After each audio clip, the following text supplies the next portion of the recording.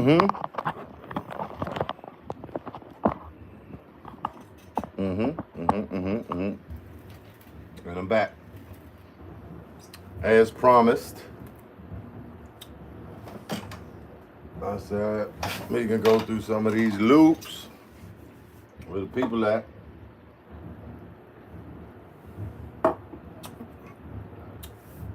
You understand? I realized like a lot of my folks, a lot of my subscribers, they're not producers or DJs or content creators or videographers or people who use go-go loops, because a lot of my content is not just go-go loops based. It's bigger than go-go loops. Go-go loops is just a product I created.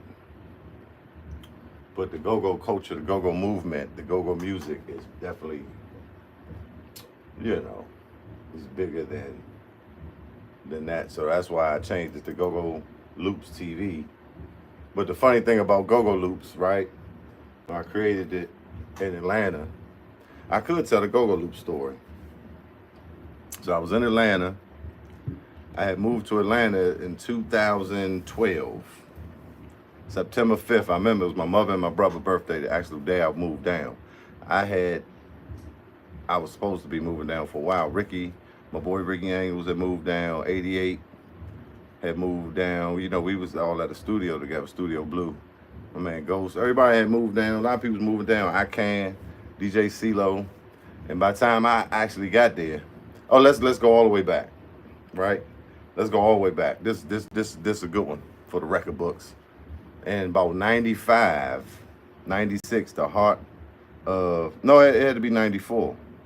When I first graduated high school, I was at my graduation dinner, and my cousin Howard was going to Morehouse to be an anesthesiologist, and he was telling me about this thing, the Funk Jazz Cafe. It's like a thing they had where they, the musicians would come together and they playing soul music and they getting down, and he met Lord John. Even he went to school. No, because Lord John went to Berkeley. So anyway, the circle he was running with knew Lord John Roberts, and like I said, he was going to watch the Funk Jazz Cafe, the music presentations they was having. It's kind of like something I think kind of like what the Roots was doing in Philly with the Hidden Beach. That whole situation, they be playing for 4 hours, just jamming and different artists and like a collective of musicians coming through Funk Jazz Cafe. And my cousin had met, was telling me, man, you need to go down to Atlanta and get with this guy Lord John. I was telling him about you, and you played with the Huggerbucks and what not, and you need to go down there and get with that. He was looking at, he was looking at it in a bigger sense, a wider, a more broad perspective. At that point, I'm 16, 17, and just starting out in the Huggerbucks. It's 94 I graduated. Graduated when I was 17, right? So, okay. What happened? I don't know, y'all. What had happened? Man, this is a good story, man. I gotta get back. Yeah. Come on with that. So my vision, don't that make it where people can't call you? My vision wasn't as big. I'm still thinking small. I mean, I'm young. I ain't really traveled too much. Been to Cali when I was younger and whatever like that. But I ain't, in the sense of music and all that, we just know go-go. I know I'm playing with Charlie and the Huggerbucks and Roy, and I know we about to do something. So I wasn't thinking like in the future, I was thinking it was a more limited vision, of course. So my cousin Howard was going to Morehouse, knew Lord John and them, the Funk Jazz Cafe, and he was like, yeah, Lord John said, man, come down there, just work for you, or, definitely you need to come down. You'll get down. It'll be, yeah. So I didn't go, of course, and we did Hug Buck thing. And the albums came out, and we got the radio play, and we going to colleges, and we having a great old grand old time with me and my bros, right? So that lasted a couple years. In '97, I think, in the beginning of '98, I think I stopped. And I started playing with Prop in the beginning of '98. So I was doing Huggerbucks and Prop. Then through Prop Utensils, I met Scooter, started playing with Soul Patrol. We formed with Soul Patrol. And I was doing that from like '98 to 2005, in and out.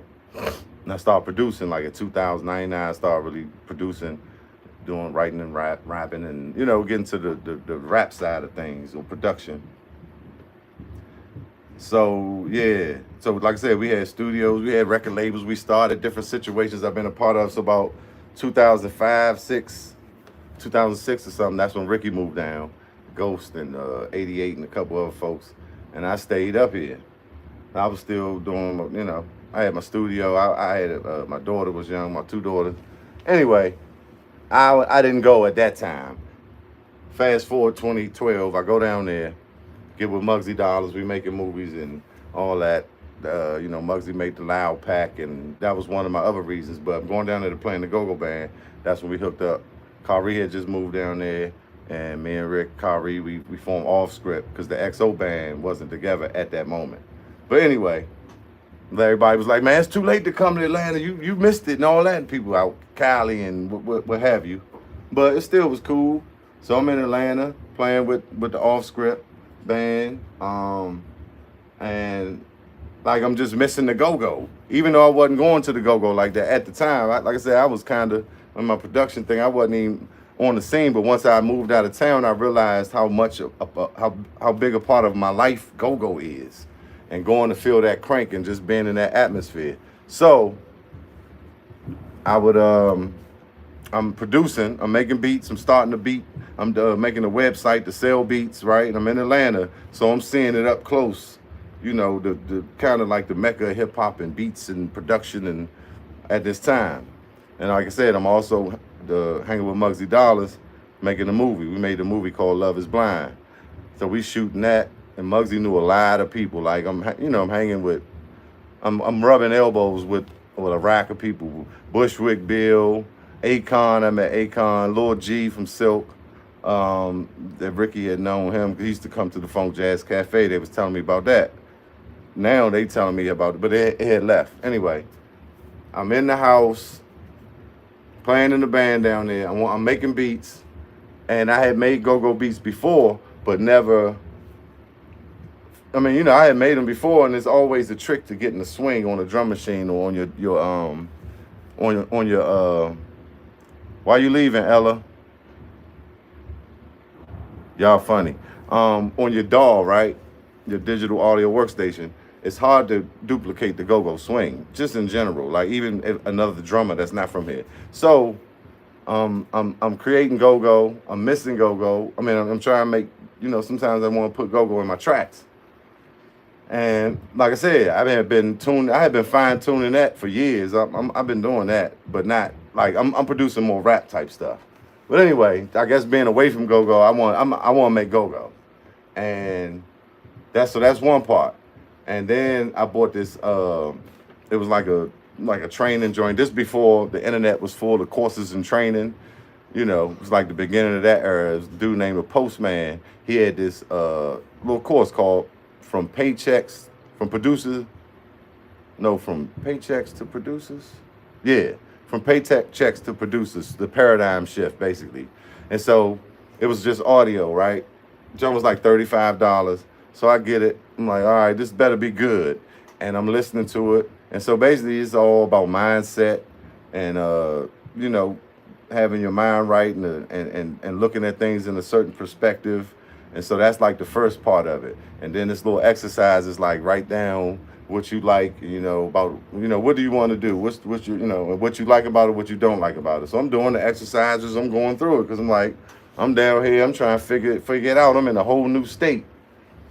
And the websites and selling the beats and YouTube and beats going for $100 and 5 beats for $100 and beat leasing and what's it called, exclusive lease and non-exclusive lease and all these things going on. But it's just it's oversaturated with producers, and beats are everywhere.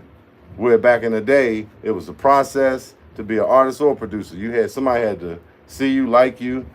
Somebody had to put that money up because the producer got to come in and dump the track. That would take hours, spreading it out, multi-tracking it out. Sometimes that would take time. So you had to pay for all this, and the studio time was expensive. And so somebody really had to believe in you back in the day for you to be able to even do this, right? So that's back in the day. Now everybody got a laptop, a USB mic, a Fruity Loops or Reason or whatever program they're using, something to make beats or loops, right? The loop era now is becoming strong, right? Now you can just go, you got Logic and Apple Loops, and you make a little tune, rap to it, put it out on SoundCloud, put it out on iTunes and through your DSPs immediately. So now that's the game we in. And they got the beat stores, and everybody got a beat store. And just put your beats up through here, and we take this percentage.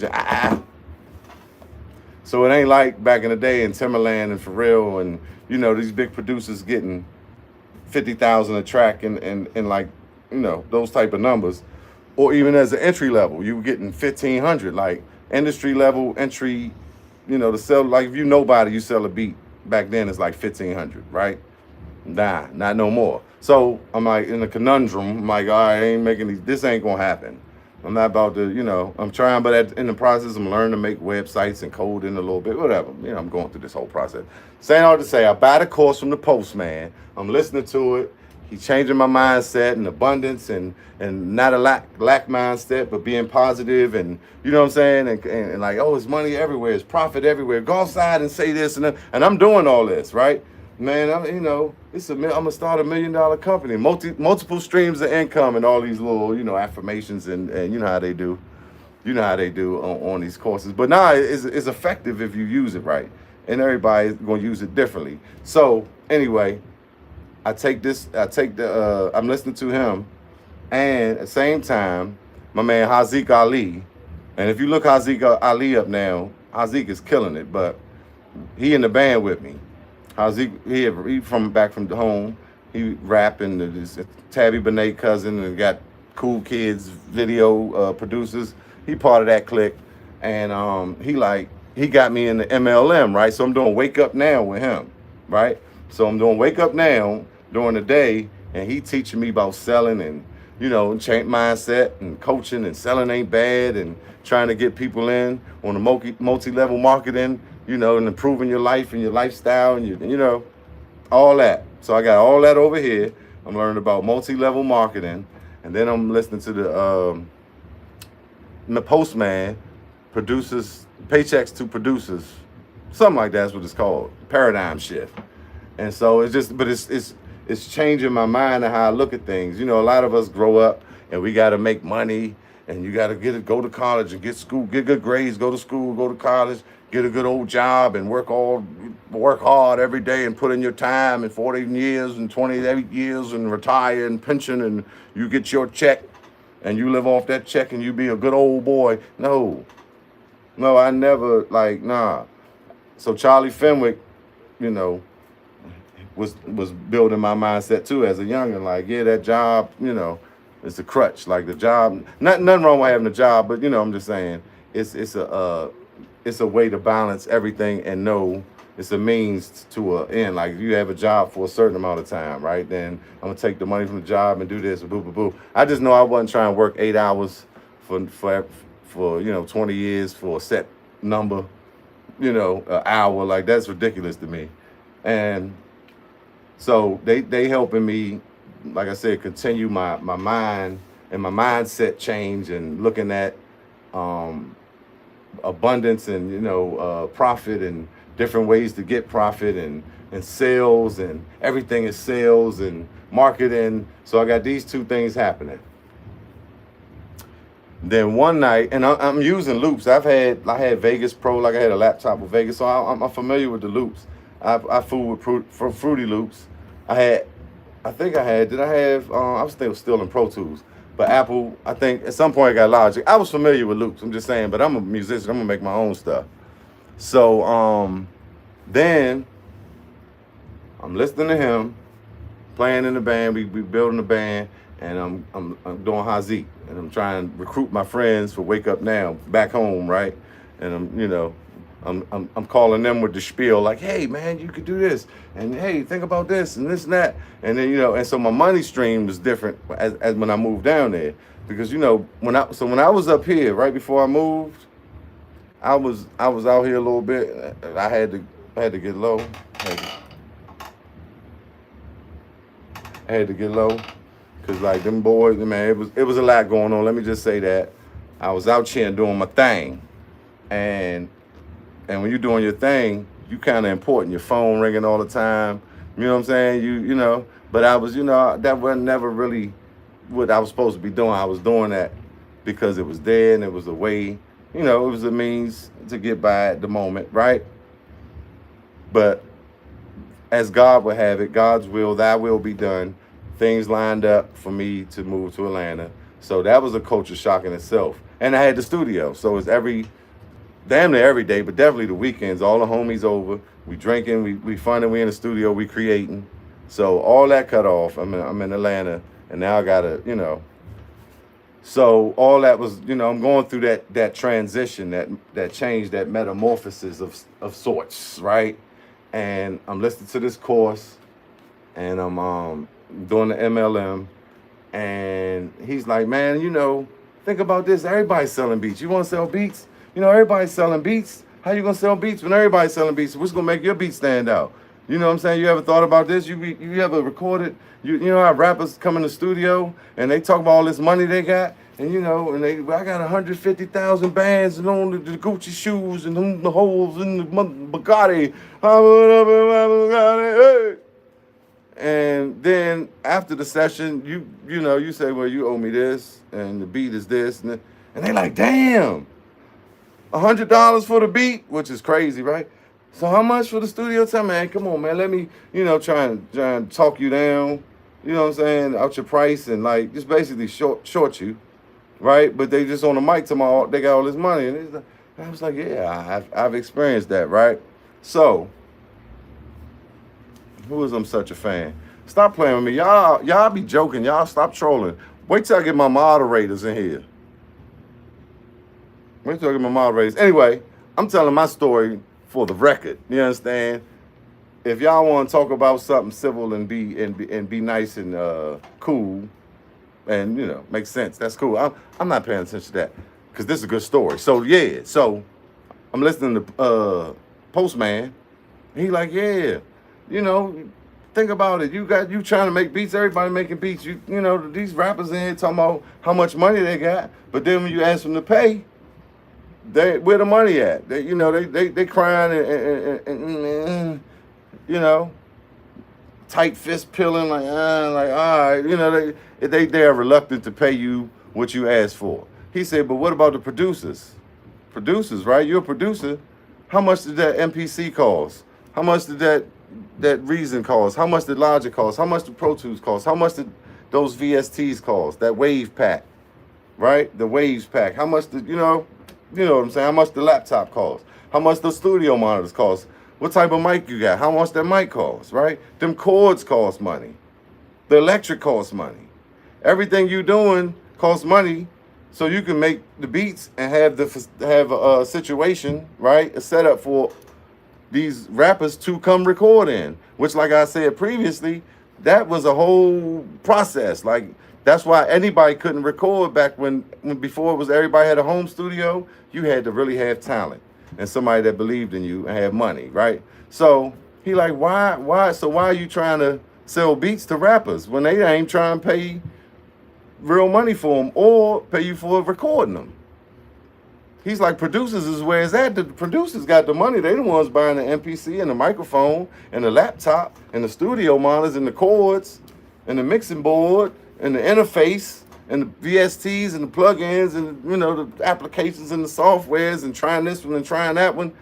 And it's just constantly coming out with the technology. So that's who you should probably holler at, because they got the money. That's who you should be trying to sell to. I said, oh, bet. That makes sense. He was like, and I know you got beats on your computer that you didn't use.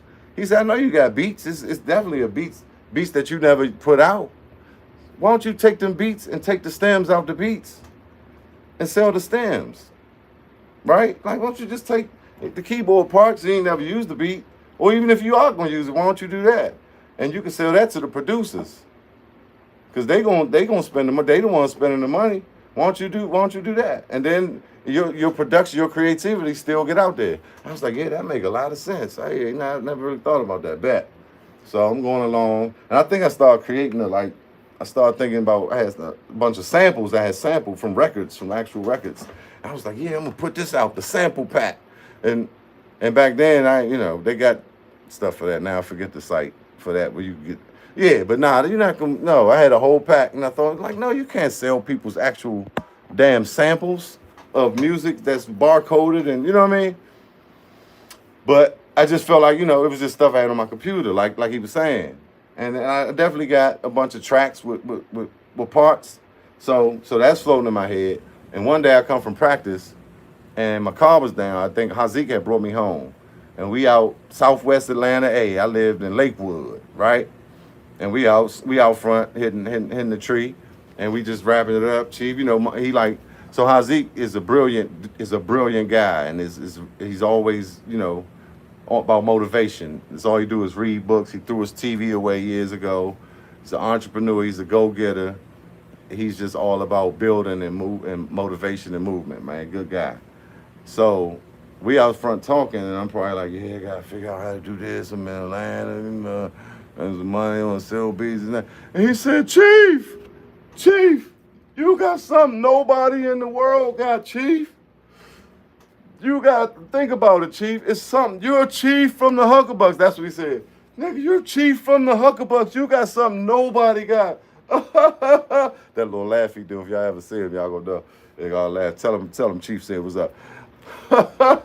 Chief, you got something nobody got. Think about it. What's the one thing it's something that you got that nobody got. Bing, and it hit me.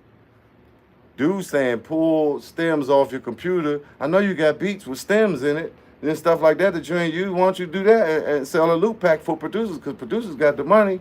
Then Hazik said, Chief, it's something that you got that nobody in the world got. It's something that you got, Chief from the Huckabucks, that nobody in the world got. Bing!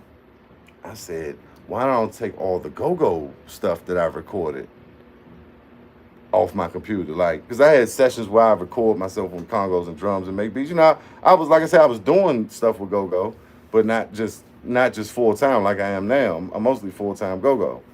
Pretty much, I haven't made another type beat for real. And yeah, you know what I'm saying? But that's how it hit me. You got something that nobody got, and why don't you take the stems and this and that, these different pieces, this and that. But if I do that, I'm still in that same line of all the producers that's making, mostly trap, or, what I'm saying, most of the producers, that's the hot thing, right? Trap music and 808s and these little melodies and, bells and, you know what I'm saying? So that's when it hit me. And I started going through my computer, taking little loops and seeing what looped and, seeing what, what the mix was cool on there, how, you know what I'm saying? And that's when I made the Go-Go Loops 1. It came out 2013. I think it was November, it was the end of 2013. So I had been down there a year at this point. Made the movie with Muggsy. We thought that was going to blow up, you know what I'm saying? He sat with Deb Atney and Waka, and then that ain't work out as he wanted. Then he ran into Akon, right? And a lot of stuff happened there. Me and Muggsy had a little thing. Anyway, I'm down there, like I said, about a year later, band playing. I started playing Congo. When I came down, I came to play drums. We didn't have a drummer. Akan was there. Akan played drums. I played congas. We called them Congos. And then later, different drummer change. Rio came, whatever. I ended up on the mic at the end of the whole off-script thing. I'm lead talking, and which is a great experience in Atlanta. But yeah, so my point was, that's how I made Go-Go Loops. Like I said, I just wanted to do it for the record. You know what I mean? And we in here, baby, keeping it cranking. I just I ain't had nothing to talk about, but that I needed to get that one out. I'm gonna go chop that up later. But we building next week. I'm about to start doing on the StreamYard. I'm gonna have my topic ready, and I'm gonna set it up, and it's gonna be real nice, man. We gonna get this in. I want to start the memberships and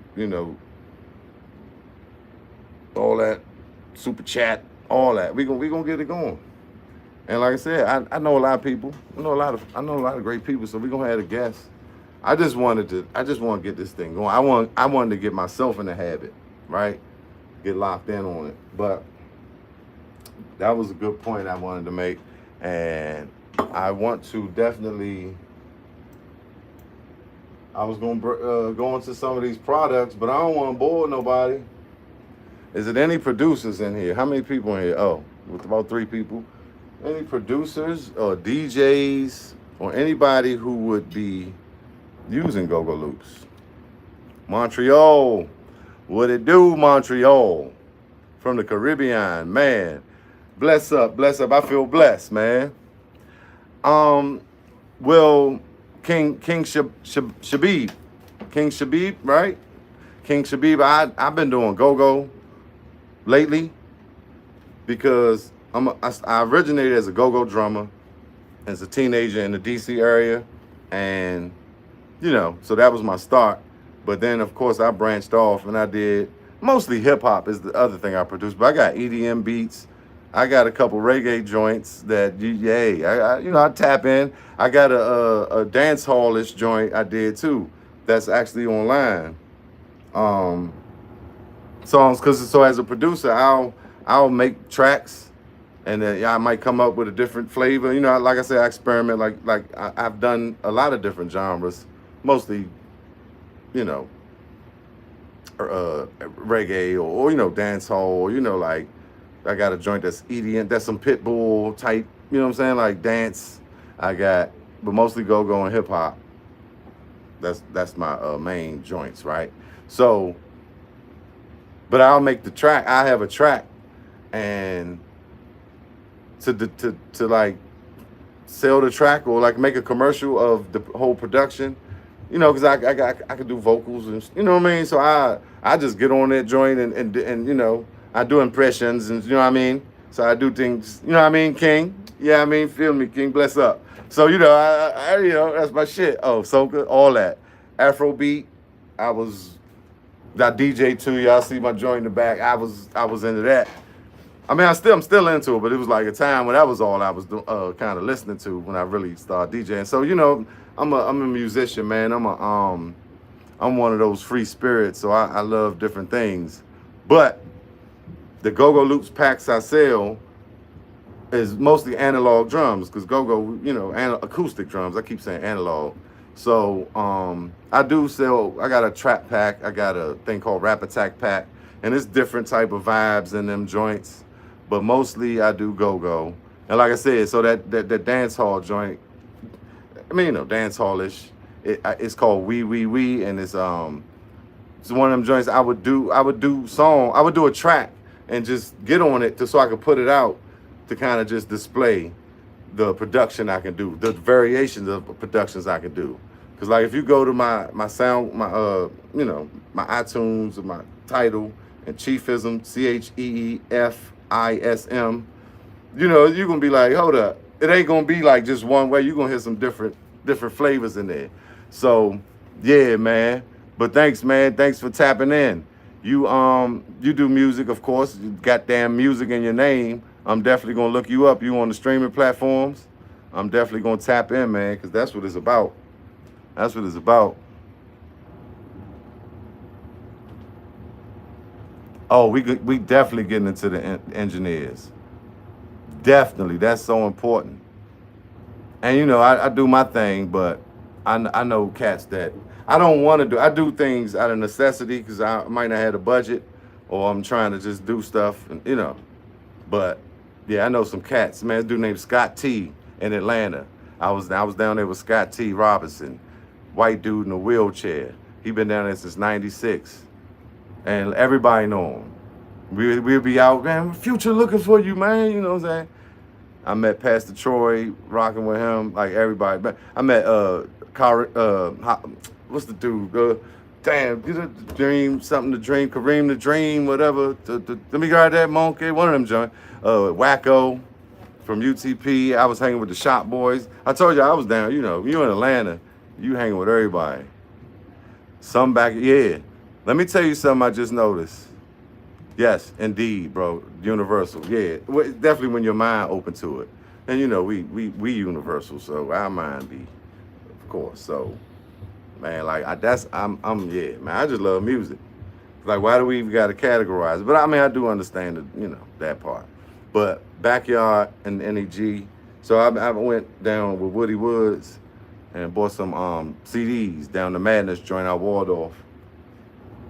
And I'm listening, and so Deuce 9 was coming to Atlanta. He came to Atlanta a couple times. We staying across in the hotel because I was flying in and out like a year and a half ago, playing with XO, playing the drums, and we had some conversations, and I learned a lot about why when we go out of town, the PA and the sound man not ready for us. Like even in Atlanta, that's why Deuce 9 is coming down there. Because the way we do it is different, and he made it clear why it's so different. Because our music is so loud, and the compression you gotta use on the mics, and you gotta know the EQs and the right frequencies to pump stuff to make it work. And it's just a lot of things that's like actually opposite from most music because our music is so loud and it's so percussion heavy.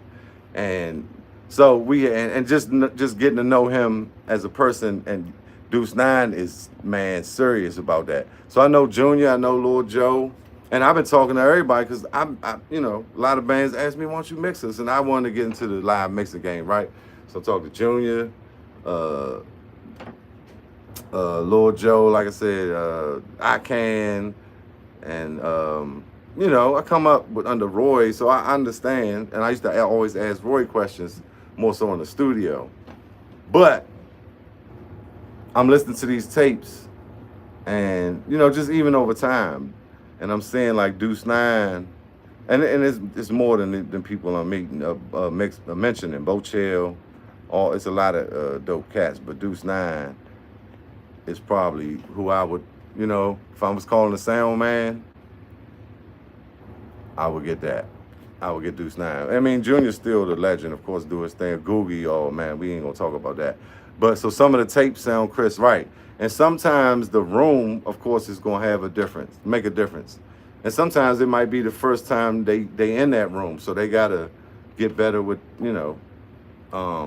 that room, figuring out that room for the tapes to come out. And sometimes the show sounds clear and crisp and good, but the tape sounds bad. Sometimes the show sounds bad and the tape sounds good, or the recording. So kind of my take on what I know about that. But I just wanted to definitely mention that. And I'm going to do some stuff. I'm trying to get Deuce 9 on here too. We've been talking, like I got to get him. So I'm going to definitely get him soon. Now that I'm doing the live at 8, it'll just be easy to send like Deuce 9 a link and say come through so we can talk about that. But yeah, we're going to get into mixing, mastering, releasing music. I'm trying to talk about all that. Because I know a little bit about a lot of, because I was just doing it myself. And then, like I said, I'll bring in people that I know could, shed light on it. Everybody know a little something, right? But I'll bring in people who I know, and then people can come tap in from the the chat. Like we could come, I'm down with bringing people up that want to talk and talk about something good. If it's spread knowledge and inspiration, and you know what I'm saying, if it's building, I'm down with it. So, drums and bells, powerful instruments. Indeed. And that percussion. Just that percussion, right? They never mixed my Congo. So, Deuce 9 was a Congo player. So that's the first thing I noticed what he do with the Congos. Deuce 9, man, he be having them Jones sounding good. Even like, so when he putting the plex and the effects on it with the timing, or like rapper called the drip drop. But so did I put it's two the last two Northeast I put up. The Northeast with Funk from the Chateau, right? And these different rooms, and I ain't like I love Junior, I love Deuce 9. Like I just what I'm tapping into. So I can't really say definitely because these was two different rooms. But if you listen to that mix with Funk and Northeast at the Chateau, I put that up a couple weeks ago, whatever. Then I put up the Northeast at Diamond Lounge. Did I put that one up yet?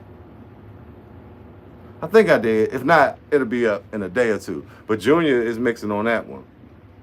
So just listen to them too and get back to me. Listen to the congos, listen to the timing of the echoes and, you know, all those nuances that the sound man got to know. And that was another thing I wanted to talk about. I was thinking about doing that today, the sound man. It's so important to have your own sound man. It's not even so important. It's a must. If you don't have your own sound man that knows your set, knows when things happen, to put the echoes on, to put certain effects and you know when, you know, stuff might get loud or, you know when to adjust, right? If you don't have that, you're not going to be able to compete on a high level. It's not happening. Because the sound man is important in music, and it's super important in go-go. It's very important. It's vital. It's no way around it. You know what I mean? But yeah, we're gonna talk about all that. I'm glad you brought that up. Cause yeah, Deuce 9 is my guy. And like I just be listening to some of the, you know, the mixes like, okay. The kick drum, you know, the kick drum gotta be a certain way. The congas. Nobody mixes the congas like we mix them. You know what I'm saying? But King Shabib, you still in here, man? Post the link to your music, bro. Or I guess if that's the same name we look up on the streaming platforms, that is what it is. I definitely want to check you out, and I appreciate you tuning in, man. Cause it's nothing like the good music, man, from the earth. Actually, me and my I got a homie in Montego Bay, and we opening like a, you know, restaurant lounge and dispensaries, podcast studio type of the whole situation. I don't know what side you on, or if you even out there, but I went down there a couple years ago, man. It was cool. And so I'm supposed to be like helping out with the music side of that whole situation. So I'm supposed to be going soon. Actually, I got to go get my affairs together so I can go down there. I think he was doing a soft opening this month. But yeah, definitely, man. All from the motherland, the drum, right? All these Afro-Cuban rhythms trace back to the motherland, the ancestors. A lot of culture, right? A lot of things we do, one way or another, trace back to that. So yeah, man. Look, I ain't even getting into no loops, but definitely always good to chop it up. Good to chop it up, man. But yeah, whoever, man, if y'all got friends and DJs and, you know, DJ friends, producer friends, content creators, get them to lock in, because like we definitely got some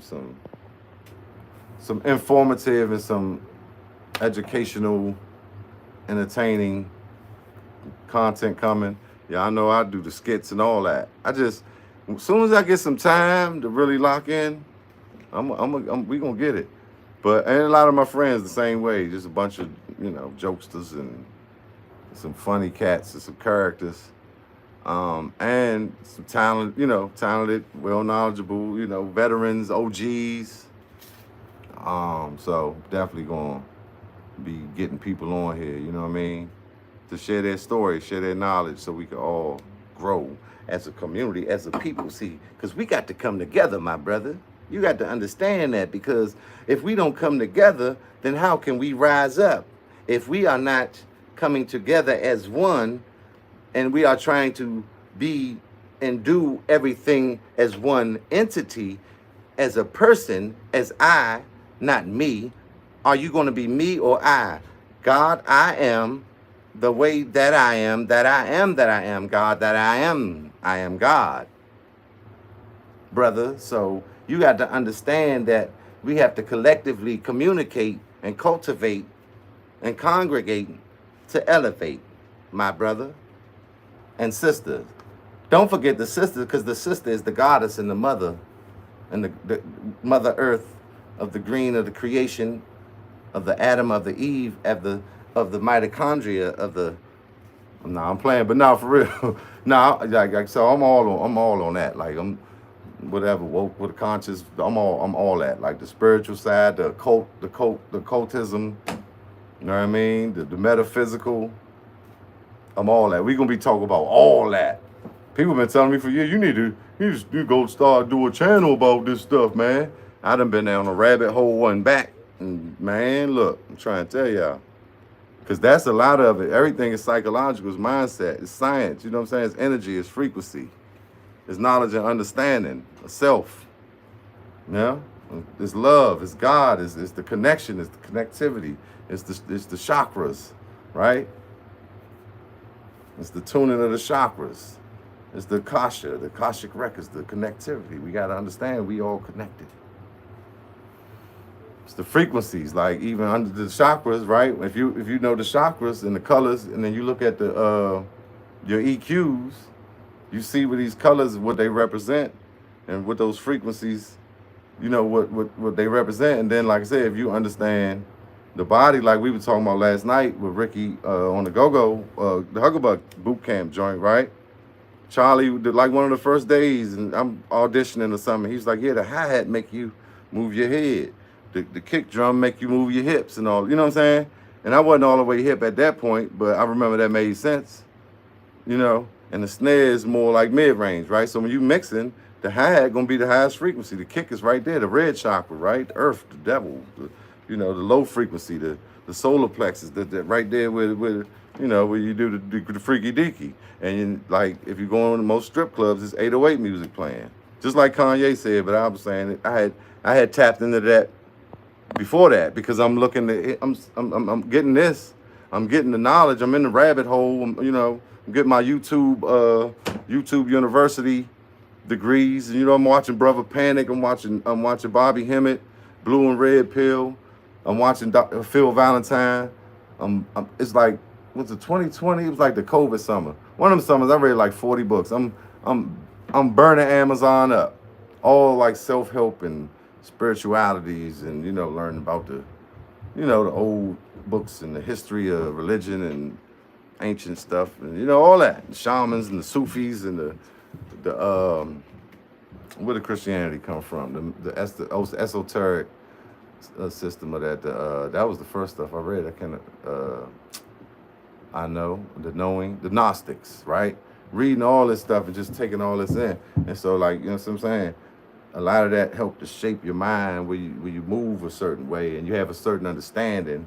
And I had left this side of the digital side of everything alone for like this whole little couple years. I might turn, but it wasn't, because for a minute I was going crazy. And then I'm playing the bass and the guitar every day, right? I'm sitting there learning scales and learning songs, and just like that was just a whole connection back to the earth, and you know what I'm saying? Turn the digital stuff off and tap into the real thing, man. But yeah, so that's a lot of stuff I've been going through. Latino musicians from traditional background look down on go-go, not realizing the hypocrisy. Ain't that something? For instance, LP never acknowledged go-go like that. To this day, there's not a trace of go-go on their website, yet they had the rock and roll dude. Wow, why would they have rock and roll? That's crazy that you say that, because I was, I'm in Maryland, so I'll be in Silver Spring or somewhere, and I'm right here in Riverdale, Hyattsville, so it basically turned to Mexico. It's Latino Hispanic Heritage Month or whatever, so every time they be having parties and cranking and the flags, Salvadorian, Mexican, they had, this year was different. They had well, it probably happened before, but I'm noticing they had the cars with they had the tailpipes, and you know what I'm saying, shooting, pow, pow, pow, pow, pow, pow, pow, pow. But they be, traffic be all up and down right here on Kenilworth, right in Riverdale, by the Three Brothers and all that. So I'm here, but I'm saying, so I'll be listening. I sit in my house, I can hear, the bachata or the reggaeton or the merengue, or you know what I'm saying? All these styles with the percussion. And sometimes I look at them like, and it just don't seem like they attached or be tapping in the go-go. I mean, it's definitely some, but overall, it's like, it's like it's like a separation there. And I've seen that whole documentary about salsa in New York and how all that formed and how it was it's like damn near identical to go-go. The time that it formed, the way that it formed, the reason that it formed. It's just a different. And so I just saw something, seeing that the other day. I'm looking at a dude, he was playing something.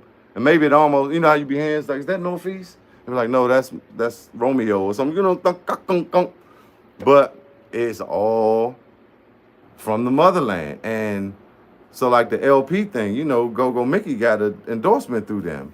But like you said, it like, you know what I'm saying? They gave him, I don't know how deep the deal went, but he got some type of endorsement, some type of deal, some type of thing with LP. But like you said, if you go to the website, yeah, I don't know how far that went. But those, let's be clear, who knows what the smaller Congos are called? I thought it was Gone Bops. Junior LPs might be a name, but it's another name. Goombalaga, it's another name, right? Those smaller ones. And I don't know what other music even used them. I be looking for them on other stages. I'm sure somewhere some people use them, or they used to use them at a point, but they stopped. That's why you can't buy them everywhere, because we the ones who use them. And even the way we tune our congas is different from everybody. That's why I think we could be able to call them Congos. That's that, like, I had to accept that, right? I was like, that ain't gonna never change. And we ain't talking about Africa, we talking about the drum, the Congos, right? We call them Congos. Our Congo player, not the percussionist. He ain't over there with shakers, and he might have the timbales if he doing both jobs, timbales, cowbell, but he don't have the what's that? Shakers and the doings and all the percussion. That's a percussionist, right? The little click, click, click. I don't know what these joints called, right? It's terrible. But I'm a drummer, man. But nah, you know what I'm saying? We call them Congo players. But it's like I had to accept it. And then when I looked at it like that, when I started to frame it like that, that's how we gonna frame it. Because this is how we do it, right? With these goombops or goombias or whatever these joints called. The go-go. No, that's the bells, right? Yeah, Mickey, that's crazy. Right, same philosophy, right. Right, through music, through the drum, which is spiritual. Chad Smith, that's my guy though. Chad Smith has a lot to do with my style. That's when I started playing, and I was listening to them at that time. I was getting into that MTV side, right? But yeah, Mickey had something, man. It's probably somewhere on his social medias and stuff. I'll try to find it. I'm gonna get him on here too one day. I'm gonna get Mickey on here, and maybe we get on here and talk about it. But I definitely, they definitely ain't blow him up, or like I said, they ain't put him. It might have been. I don't know how that happened, but I know they had a situation. But yeah, that's why I feel like we could say Congos. Like, yeah, you gotta take a mistake and make it great. Congos. Because if you talk to these people from DC, I'm sorry, you could talk to I don't know, I don't remember. Look, now when I talk to Wink or Mickey or Smoke or somebody, I'm gonna be like, I'm gonna say something and see if they say Congos or Congas. But I'm sure they say Congos. Man, I know they do. I ain't no question, man. I left my Congos at home. I just got a new set of Congos. They're not saying Conga, so that's what it is. Our shit called Congos. Anyway, that's just a little joke. I love to talk about that now. The reason why, only different colors, only in these. Okay. Yeah. I look at online. I always see like the little, the basic wood joints, the juniors at Guitar Center, or I see them online sometime. But a lot of times you find them in the pawn shop. Or I know Chuck's got. I know stores around here got them. but I don't see too many variations of the smaller ones. But one of the greatest things that came along with them joints is them synthetic heads. Oh man, that changed the game. Man, let's talk about them synthetic heads. You hear me? Boy, back in the day, you had to get them skins and soak them and stretch them, and you know what I mean?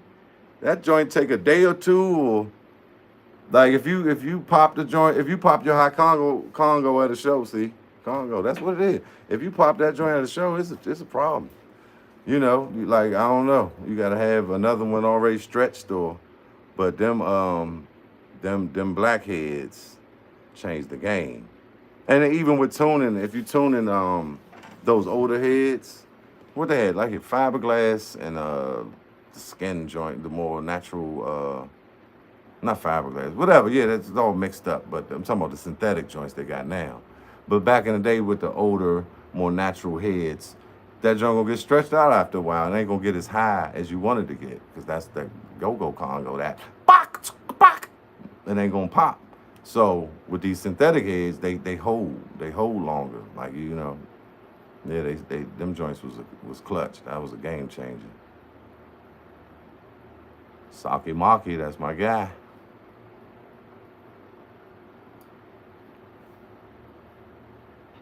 And now I'm saying they got the synthetic heads on the big joints. Because it seemed like when I first noticed them, I started seeing on the high con. I was in Atlanta. And I think the Congo player Wu down there was trying to get some. And they were saying them bongo heads, actually, we just, fit them to the Congo.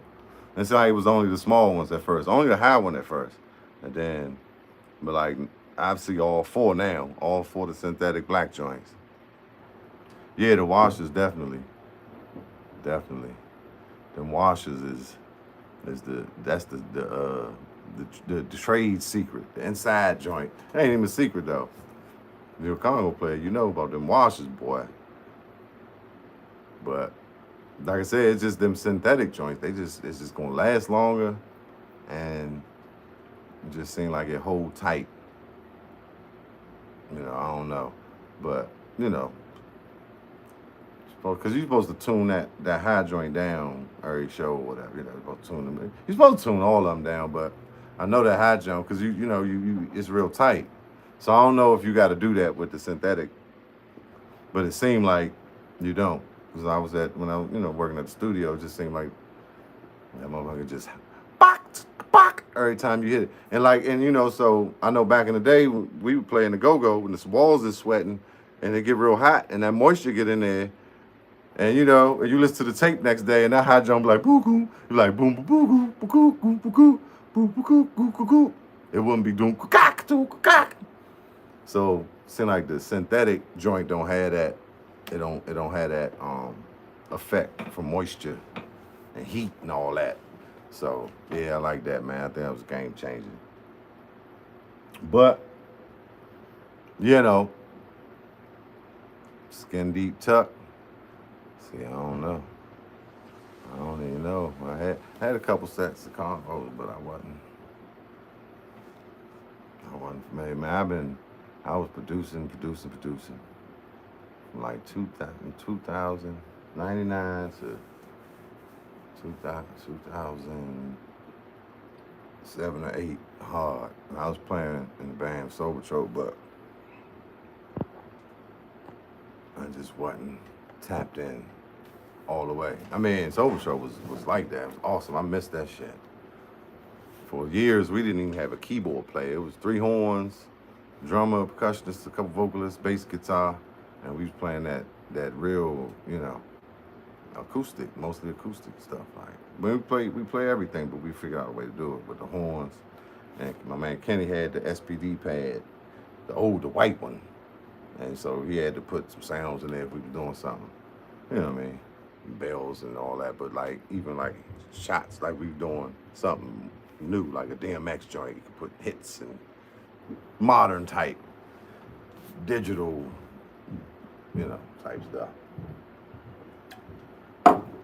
But anyway, I'm glad y'all came through, man. Appreciate everybody. Cause I didn't think nobody was gonna come through today. I started a little late. Oh no, you good. Look, there's always one person that chop it up with me. So I appreciate you. Cause other than that, I just be here talking.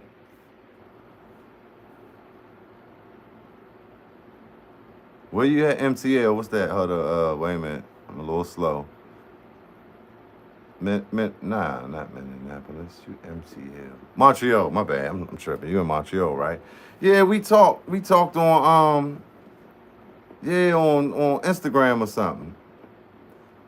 Yeah, we was talking about something one day.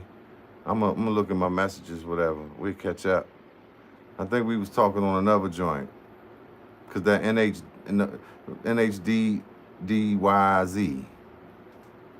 I don't know why I want to say nowadays. Nowadays. Oh, nowadays maybe, right? Whatever. Yeah, on another stream. Yeah, I know you was on the stream nowadays. See, hey, I picked up on that. That's what I'm saying, because I probably talked to you. But yeah, I know you came in on a couple of YouTube lives, but I thought we talked on Instagram or something. But yeah, nah, man, I appreciate it, man. Keep on tapping in. We gonna this joint we gonna get this joint going. And like some days I might pop up at who knows. I just wanted to get it going. So now my wheel's spinning. I'm gonna be planning different type of situations that would be cool.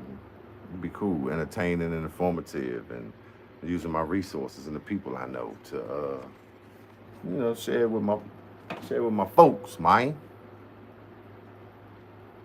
Yeah, hit me though. Hit me, man. Hit me. I'm like I said, I'm working on this pack. I'm gonna drop that. But I'm down, man. I'm down to collab and to keep it cranking. To innovate, educate, and preserve the culture. Put go-go on the map by putting go-go on my back. Huh? But yeah, I'm gonna get on out of here, bro. I'm gonna holler at you and everybody else tomorrow at 8. I'm gonna figure out what I'm gonna talk about. But it's gonna be good. Always. Keep it cranking. Let me hit that.